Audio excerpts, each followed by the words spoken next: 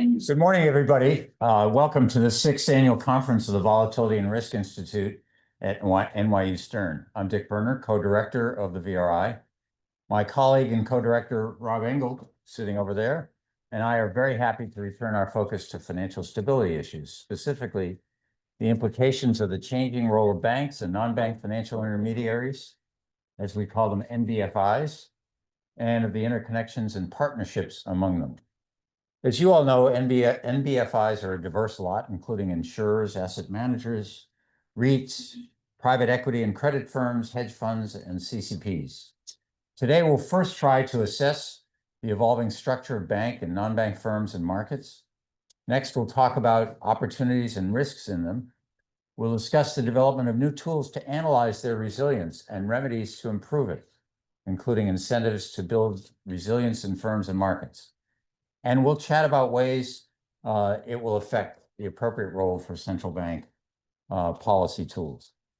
We thus have an ambitious and full agenda, and we'll move quickly, but we will certainly have time for a few questions. Before we start, however, I want to thank two people who were instrumental in making this conference possible. Matt Hempel, our associate director, and Matt Matisic, our assistant director, have really made this whole thing possible, and without their help, we couldn't have it. So a round of applause for them, please.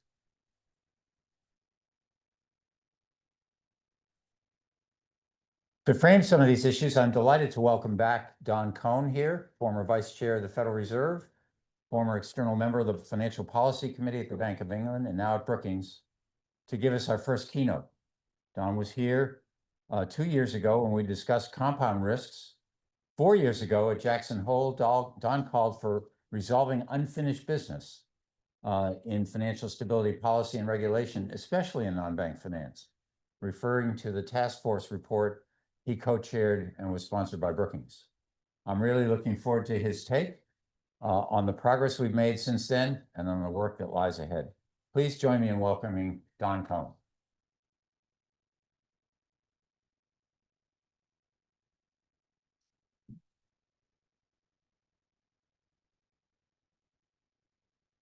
Thank you, Dick and Rob. Great to be invited back and to see so many familiar faces again. Great to be back here.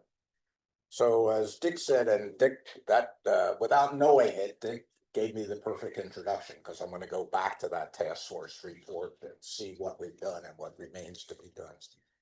But I want to start by highlighting what I think is a very unusual and high risk financial stability situation.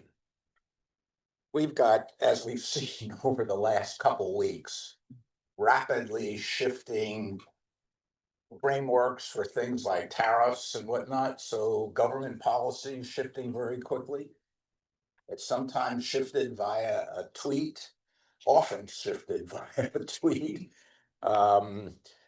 There's huge amount of uncertainty, enormous range of possible outcomes. I mean, who would have thought we might be thinking about breaking up basically the global trading system? What are the implications of breaking up the global trading system for integrated international financial markets? We had a whiff of a flight from dollar assets just a week ago as the dollar fell and term premiums on treasury bonds rose and the stock market fell. We've got a fiscal policy problem in the US in which neither party seems intent on bending that debt to income line. And we've had challenges to Fed independence. Maybe they've damped down this week, but who knows what's going to happen next week or going forward. So this seems to me, this is a period of heightened risk, of fat tails in distributions we didn't even be looking at just a couple of years ago. And it's occurring, so it seems like a time when you would be building resiliency in your financial system. But it's occurring at a time when there's a very marked deregulatory push in the United States and to some extent elsewhere that could erode that resilience and certainly make it harder to build safeguards, regulatory, supervisory safeguards against emerging risks. There'll be a lot of resistance. So high risk, less resilience. And then I think in a crisis, a central banker that I talked to, who was in Washington, the IMF meetings, raised this issue to me. And that person said, what kind of cooperation? We're in a situation where the US is waging economic war on the rest of the world. We are used to being in a crisis, everybody is pulling together. There's a lot of communication, a lot of cooperation. Are we sure that's going to happen this time under these circumstances? So I think this is a very, very fraught moment in financial markets and financial stability risk. And I applaud, I don't know if Dick and Rob saw this coming. They sent me an invitation letter in January, I think, so they must have figured this out in November and December. I don't know. But it's a great time to be looking at non-bank financial institutions. They're so important in intermediation. They are subject, many of them, to run fire sale externalities. Our information about them is incomplete. The transparency is not there, and regulation, especially in the US, is very fragmented and very partial. So how am I going to proceed here for the next few minutes? I want to review at a very high level the non-bank NBFI intermediation trends, just a few things to set the thinking that you'll be developing, we will be developing over the day. And then, as Dick noted, I was part of a task force that made a number of recommendations about NBFIs, and we published, I think, in June of 2021. So as I thought about this big topic, I thought, maybe a way into it is go back and look at those recommendations, see what's been done, what hasn't been done, what remains to be done. You can see there were six parts. I will not cover the treasury market. You have to stay for lunch and listen to Nellie do the treasury market. So as not to bore you with overlapping things. So, but I'll do insurance companies, open-end fund, housing, CCPs, and think about regulatory structure and process. And if we have time, we can think a little bit. It'd be great to get your views actually about what, if this task force is being formed today, what else might it be looking at right now? So this chart actually surprised me because I read all the time that NBFIs are becoming more and more important. And it's true that how you choose a numerator, denominator, et cetera. But I think, at least in the US, I think this isn't true elsewhere. So I'm going to be focused on the US, by the way. It's been kind of flat, but look at the lines. This is a percentage of US financial sector assets, 75% NBFI, 25% banks. So this is a huge sector. And I've seen other charts that measure it, and sometimes the percentages are a little bit different, but always, at least for the US, NBFIs is a lot more important than banks as intermediaries. Now although that line was flat, there are sections, there are parts of the markets where NBFIs are picking up business from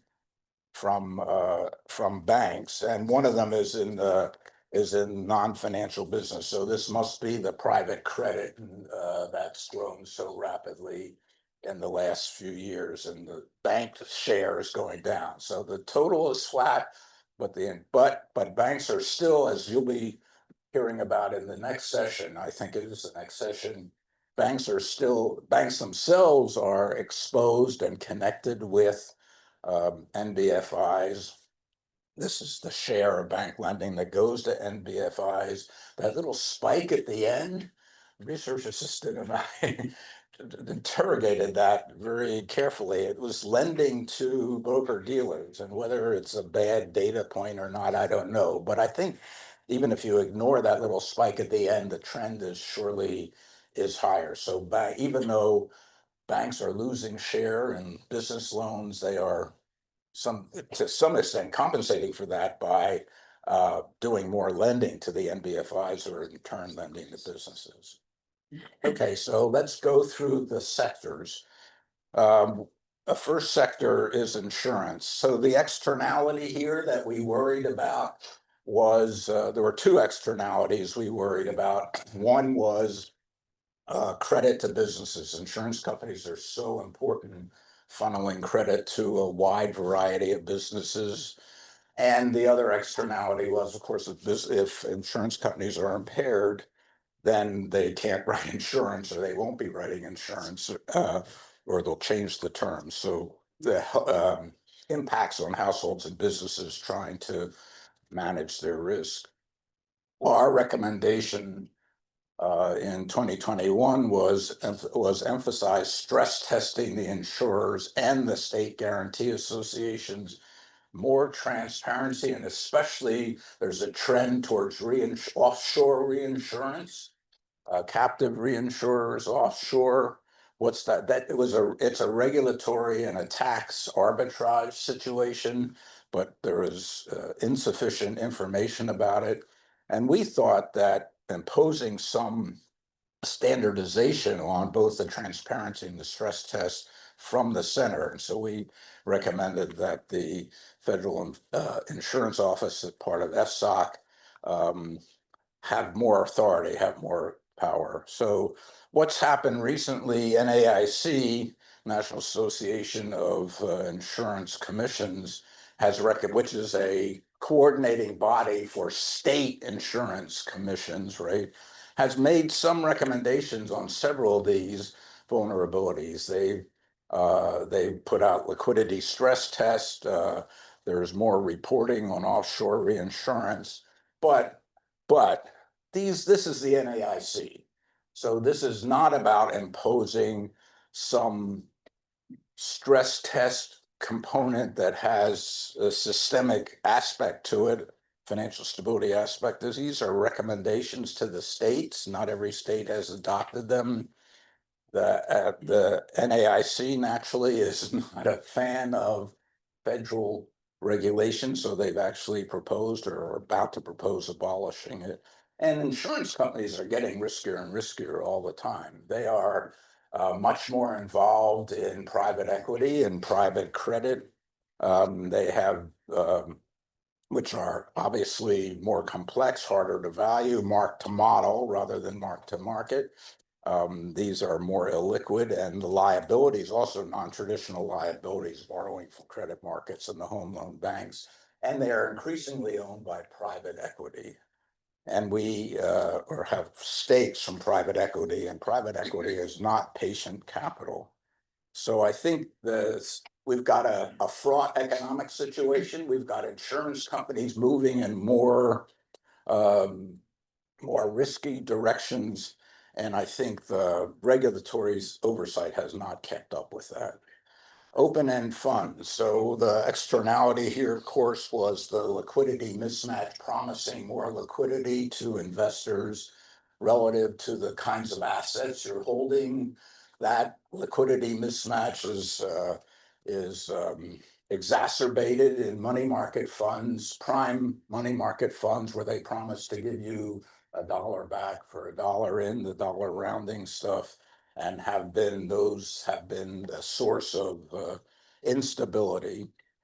So our recommendations, but also other open-ended funds, have the same problem. You're holding junk bonds and promising overnight liquidity to the people who are investing. So there's liquidity transformation happening all over this industry. Our recommendations were to adopt swing pricing. So where there was a lot of demand for redemptions, the prices would be adjusted.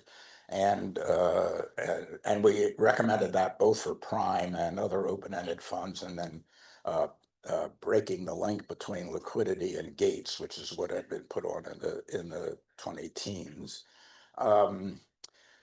So for prime money market funds, there's a lot that's been done, not swing pricing. So swing pricing was turned out to be very difficult to implement in the United States, much more difficult than it is in Europe. So that's off the table, even though it was proposed.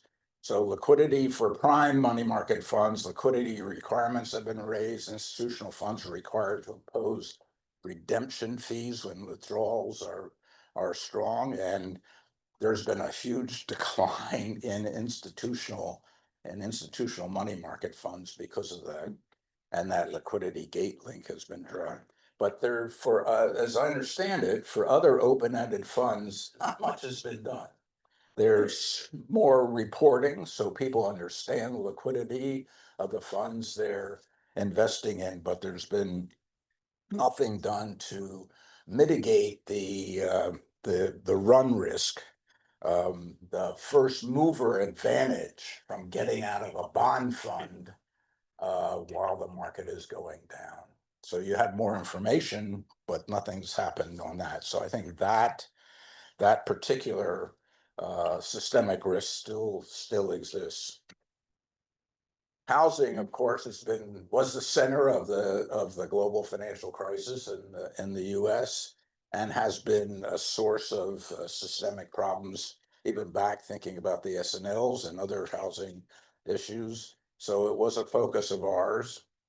One of the externalities are pretty clear here. The fire sale risk when people are default on their mortgages, and if they have to sell the house or they default and the institution sells the house, then you've got fire sale risks there, exacerbating, amplifying the housing market, mortgage market disruptions also. I mean, housing is a huge sector, disruptions in the mortgage market thing. So there are lots of externalities there.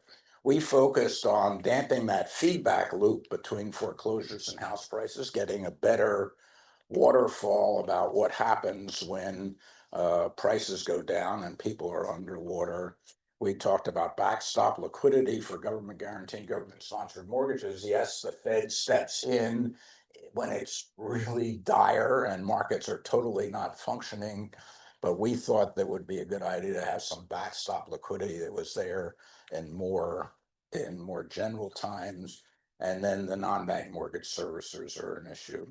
So I think there was as I understand it, a very positive development in that when COVID hit, the waterfall of what happens when you default and you can't make payments on your mortgage loan was changed. So it was forbearance first, restructuring second, and then foreclosure.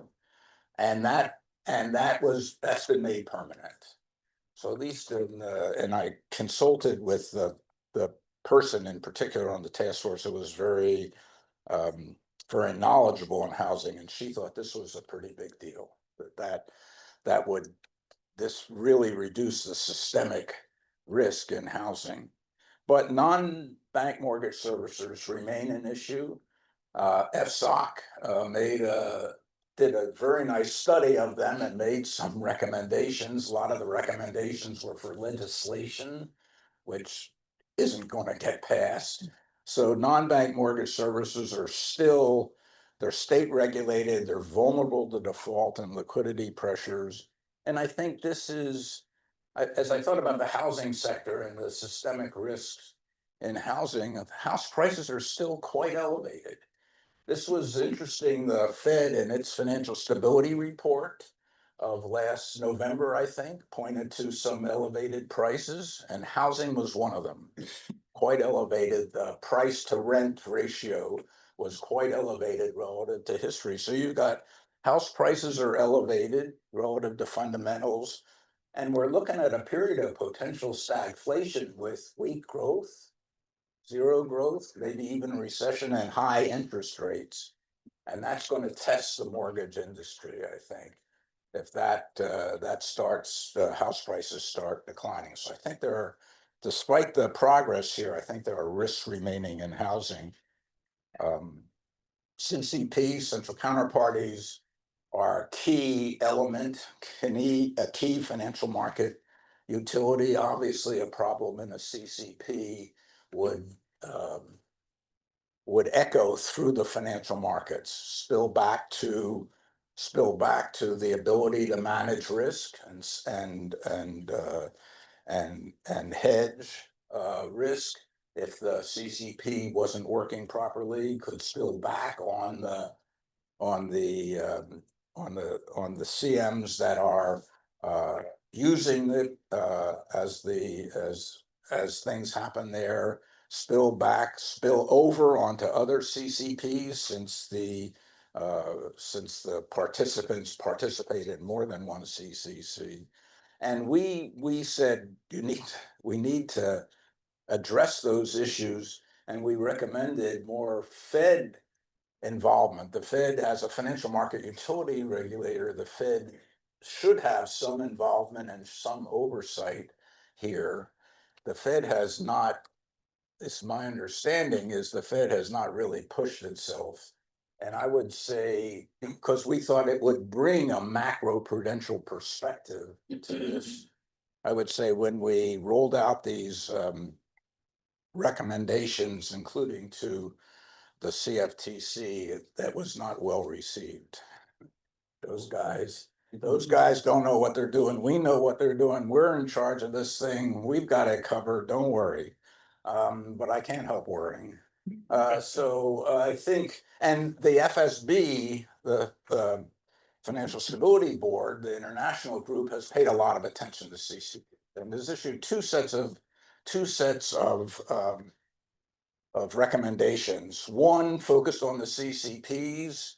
They did not. So the pro-cyclical margining has been an issue, and there's been suspicion that might have contributed a little bit to the disruption in the Treasury market of a couple of weeks ago. Maybe not the main thing, but might have contributed, certainly contributed in March of 2020 to that. So nothing has been done, and FSB actually didn't make any recommendations on pro-cyclical margining. They made recommendations to CCPs on much more transparency, both to their users all the way down the line. They had 9 or 10 recommendations to increase transparency, and they made recommendations to the users to manage the liquidity risks they might have from CCPs. Now, what's happened, there's been a little bit of movement here. I think the CCPs have added the clearing member CMs, the clearing members, to their risk committees. So there's a little more transparency, but that was one of 9 or 10 recommendations the FSB made. And I think the other 7 or 8 haven't been.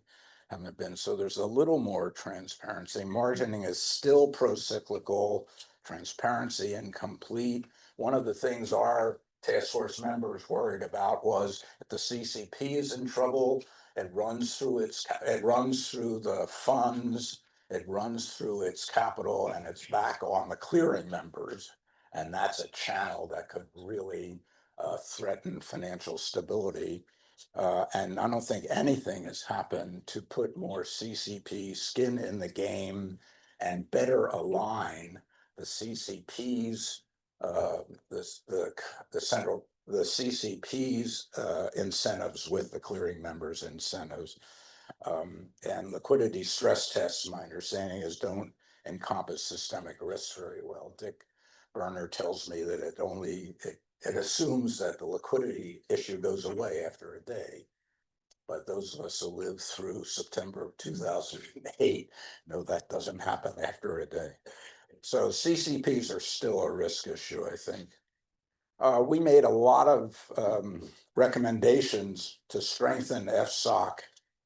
I think we wanted, one of my favorite recommendations was making sure every member of FSOC had a financial stability mandate. Remember, there was pushback from members of the SEC in the first round of recommendations on money market funds. Why should we do this? Financial stability isn't our responsibility. Our responsibility is making sure these markets operate and there's transparency. So I thought, well, let's make it their responsibility. And our recommendation was you couldn't be on FSOC if you didn't have a financial stability mandate. And some people, some little office in each of these agencies looking at financial stability and assessing what the implications of rules were for financial stability. We wanted to strengthen FSOC by making its analysis and recommendations less consensus driven. Our sense was, and this has been confirmed by people inside the organization over a long period, that the need to find consensus among all these agencies tends to water down the recommendations. So our recommendation was the Secretary of the Treasury should make her recommendations and the agencies should respond to them. And then, of course, we wanted to address information gaps by focusing OFR exclusively on data. So I think we can agree that the Yellen-Lang FSOC did a great job in moving the organization along, even if it didn't get all my wish list. They formed working groups to deal, they identified issues on working groups, activated the SIFI designation, began collecting a lot of important new data. But obviously, lots could be reversed under the Trump administration. And I worry, interesting to see what other people think, that the polarization and politicization of yes, elections have consequences. D's and R's have different views of how much regulation there ought to be, and that's fine. But it seems to me the swings have gotten bigger and bigger over time. And I worry that the core, so you can have a financial stability, a view that part of your job is protecting financial stability, just you would do it a little bit differently here than you might do it over there, by the other party. But I think we've lost the core. The swings go back and forth, and I'm quite concerned that we're losing a lot of people, experienced people. I know just from firsthand experience that there are experienced people in the FDIC took buyouts. They didn't want to live with what they were feared might be going on, and I'm guessing that's happened in other agencies as well. So I think it will be great to get other views, but I do worry that the pendulums has gone back and forth much more than it used to, and we've lost whatever core belief about the function of government and what it was supposed to do that both Republicans and Democrats shared, even if they had different views on how to do it. So what are my conclusions? I think try to indicate that progress has been made on a number of these issues, but it's not far from complete. I've tried to show or talk to you about the remaining risks I thought in a number of these areas at a time when we're facing a very volatile economic and financial environment. And another thing that we haven't talked about is, you can strengthen, in a situation like this, you can strengthen the resilience of the system, or you can think about central bank backstops if resilience isn't there. But it's hard in the US. NBFI to take a market maker of last resort or lender of last resort requires the US Treasury to agree for the 13.3 for non-bank backstopping non-bank markets and non-bank institutions. And for sure, adequate security. In COVID, that was fine. Congress allocated funds to make sure there was adequate security and the Fed was comfortable doing what it wanted to do. But I see this as a potentially more fraught thing going forward. So that regulation is inadequate. The backstop may or may not be there. if the task force were being formed today, here are just three things that occurred to me: the hedge fund leverage, everybody's talking about that; private credit growing very rapidly. Who holds it? What are the restrictions? Is there any run risk? I mean, I've heard people say, no, there's no run risk, but what about this intersection between the banks and private credit? And of course, stable coins. Dick Berner reminded me that I once said about stable coins that they were neither stable nor coins. And that remains true. And while there's legislation moving through Congress, where it will come out and whether it will be sufficiently restrictive in terms of the assets these guys can hold, that they can be a stable coin, is very much up in the air. So let me stop there and see if there are any questions. Great, thank you, Don. I'm going to ask maybe one or two of my own. One thing you didn't mention is something FSOC is focused on, which is thank you.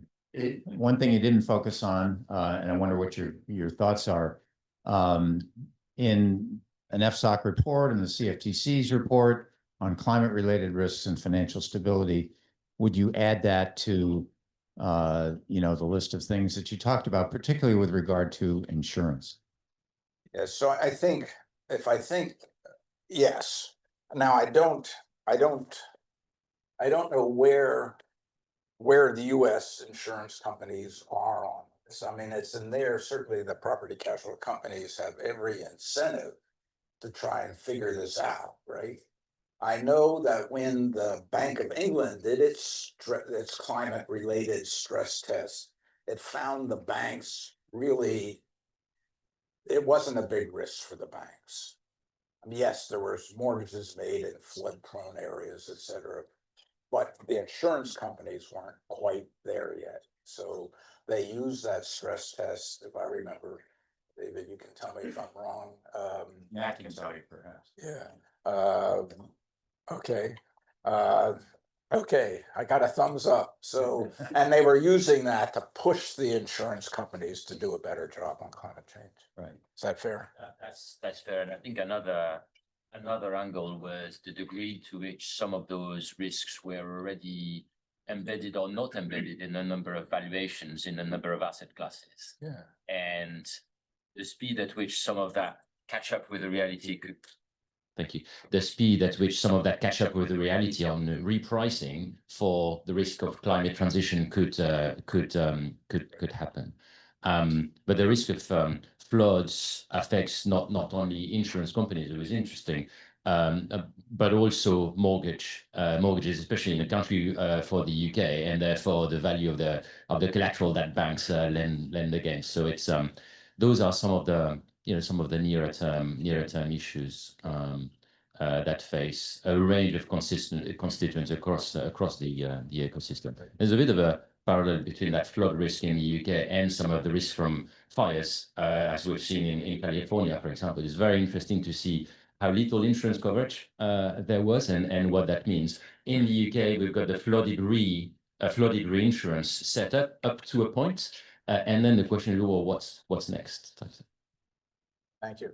So I have another question, and that is, you referred to the sort of political cycle in regulation that's become, the swings of the pendulum have become more intense and greater. So from the perspective of people those who are regulated, the businesses who are trying to build business models and trying to think about how do we structure our business over the next few years, what's the response for them? So, I mean, I agree with that point that you just made.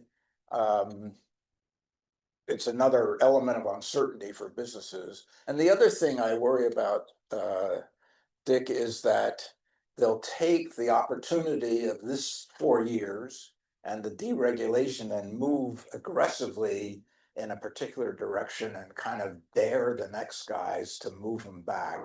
So I think it's consistent with my concern about the decline in resilience, which is partly not the regulation and what the private sector does in response to that. So yeah, it does. Look, the regulation and supervision over the last 4 years were not perfect. Things can change, things needed to change. So I'm not going to argue that, the FDIC and the Fed and that sort of got it exactly right before, but I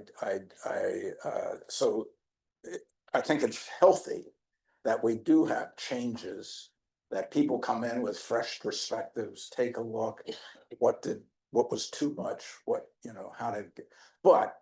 it has to be done with that core concern.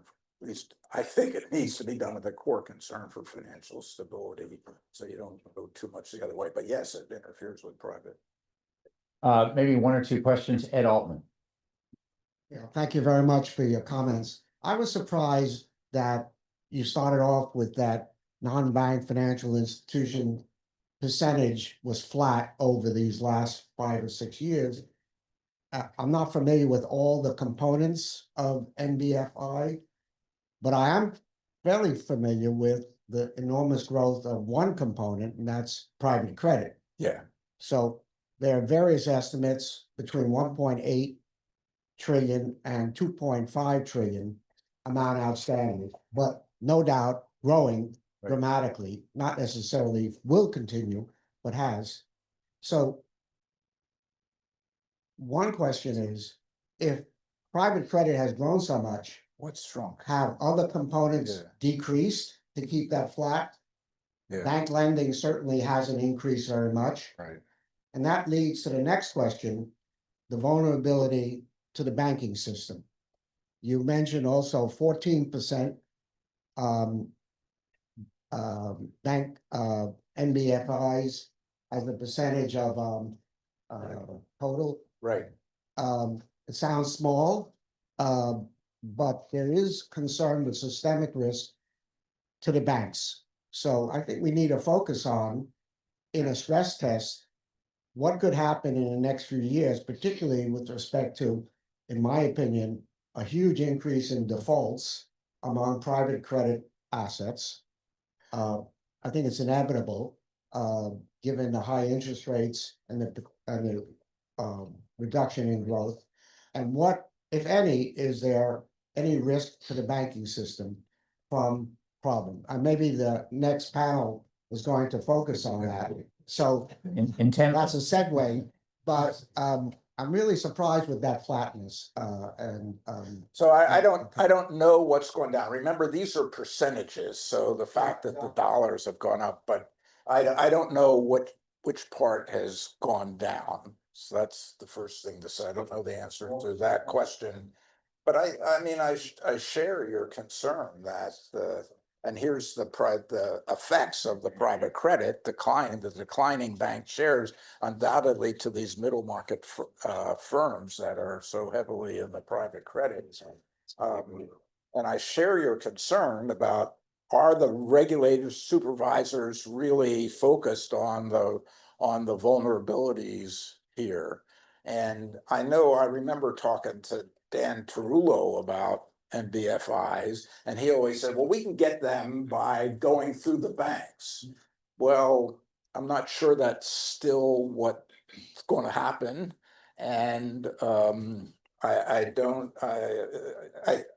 agree with you. I think this should be a supervisory focus over the next couple of years. Well, that's going to be a great setup indeed for the next panel. We'll have time for more discussion on these issues. Don, thank you so much for a great presentation.